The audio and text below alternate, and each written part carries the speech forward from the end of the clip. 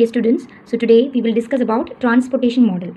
So basically, what is transportation model? Let's see what is transportation model. Transportation model deals with a special class of linear programming problem in which the objective is to transport a homogeneous commodity from various origins of factories to different destinations or markets at a total minimum cost. So in short, a transportation model or a transportation problem deals with transporting a particular commodity from one place or the source to a destination at a minimum cost. Okay, so the intention of the problem is to minimize the cost up to the required level, okay, or the optimize the cost. That is it. Now here we have two type of transportation problems basically. One is balanced transportation problem and the other one is unbalanced transportation problem.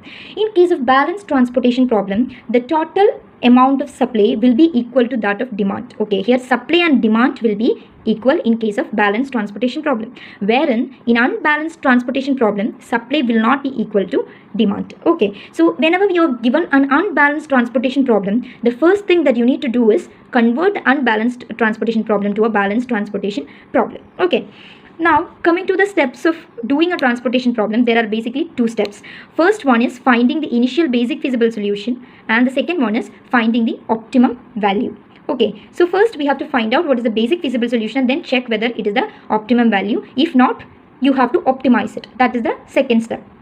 Clear? So when we are dealing with, see, this is an example of a transportation problem. Now when you look at the transportation problem, you can see there are three destinations A, B and C, and there are three sources 1, 2 and 3. So you have to transport some commodity from these sources to the respective destinations, and you can see that there are some elements in each column, right? So each element depicts the cost of transportation. Here in first column, that means from source 1 to transport a particular commodity to destination A, the cost is 2. That is the meaning. Again, from source 2, if you want to transport a particular commodity to B, then the cost is 4. Is that clear? And here in transportation problem, you have supply for each row, each source, and demand for each column or the destination. That means for the first source, that is the first source, the supply required, the supply is 200, and for destination A, the demand is 200. Is that clear? So first, the demand for A is 200, demand for B is 400, demand for C is 400. And again, for source 1, the supply is 200.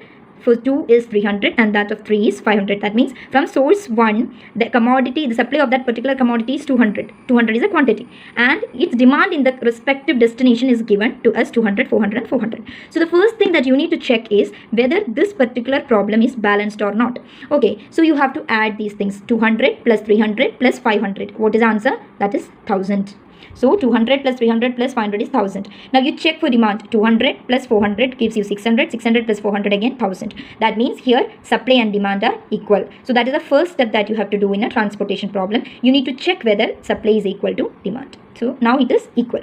That much is clear. Now when you are going for the first step, what was our first step? The first step says that find the initial basic feasible solution. Okay, so finding the initial basic feasible solution, you have three methods for finding that. First one is northwest corner method, then least cost method or WAM. This northwest corner method is also called northwest corner cell method and least cost corner cell method. Okay, so here first is least cost cell method, northwest corner cell method and WAM.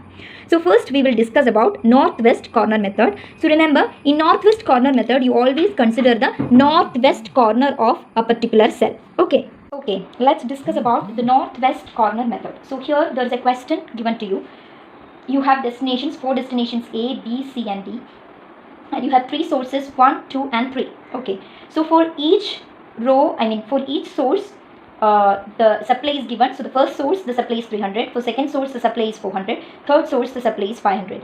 And for each destination, the demand is also given. For A, it is 250. For B, it is 350. C is 400 and D is 200. Okay, so you have your table for this particular transportation problem, wherein the source, destination, supply and demand is given, and in each cell you have a value. That means, as I told you before, for the first source to transport a particular commodity to destination A, the cost will be 3, and to transport that particular commodity to that of B the cost will be 1. So each cell depicts what the cost for transportation to that particular destination. Is that much clear? Okay, if that is clear, then let's see how we are doing the northwest corner method. So we are trying to find out the basic feasible solution. Alright, okay, now you check for the first one, source 1 and destination A. Okay, this is the northwest corner. This is the northwest corner of this particular table. Fine. In this northwest corner, you check for the supply. Supply is 300 and demand is 250. So which one is lesser value? 250 or 300? 250 is lesser value. So you are allocating this 250 here in the northwest corner.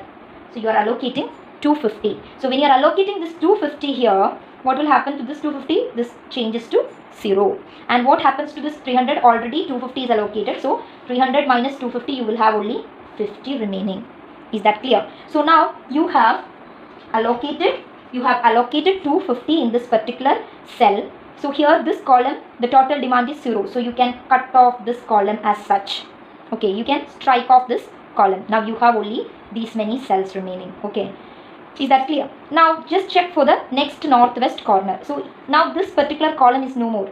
Okay, so you have now only 3 columns and 3 rows. Now which is the northwest corner? The next northwest corner will be this one. Okay, now you check for the supply and demand. The supply is 50 and demand is 350. So which one is lower value? Lower value is 50. So you are allocating 50 here. So you strike off this 50 and convert it into 0. Now 350 minus 50, you will have 300 here. So now you just see here the first row, the supply is 0. So you can strike off this particular row. Okay, now you are striking off this particular row. Now you don't have this row, you don't have this column. Now only this many area is remaining. Now tell me which is the next northwest corner rule. Northwest corner cell. This is the northwest corner. So here you have demand is 300 and supply is 400. So 300 is lesser value. You put 300 here. You put 0 here and 400 minus 300, you have 100 here. Okay. So since this is 0, you strike off this particular column again. Okay. Now you have only these 4 cells. Fine. Here the northwest cell is this one. Okay, so 100 is the supply, 400 is the demand. You allocate 100 here. So this 100 will change to 0. You strike off this particular row. Then again this 400 will turn to 300 because 400 minus 100 is 300. Okay, now the northwest corner will be this particular column. This particular cell. Okay, so this is your northwest corner. Now 300 and 500. 300 is the lesser value. So you allocate 300. Strike off, put it as 0, and here 500 minus 300 is 200. So you strike off this column also. Okay, now you have only one cell remaining. Okay, now just check for this. Here it is 200, here also it is 200. That is demand and supply is equal. Okay, so you allocate 200 here and strike off this one as well. Fine. So this is all the columns, all the cells are done. Now let's find out the minimum cost. That is what we have to find out. We have to find out the basic feasible solution. We need to find out the minimum cost. Okay, so here you are trying to find out the minimum cost. How do you find out? Now we have allocated certain cells with the respective numbers. So now you check 250 into 3. This is 250 into 3. That is the first one, plus 50 into 1, 50 into 1, plus then 300 into 6, 300 into 6, plus 100 into 5, plus 300 into 3,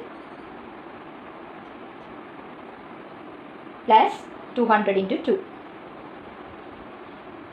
Okay, now this will give you the minimum cost. So on computation you will get the answer as 4,400. So rupees 4,400 is the minimum cost for transportation.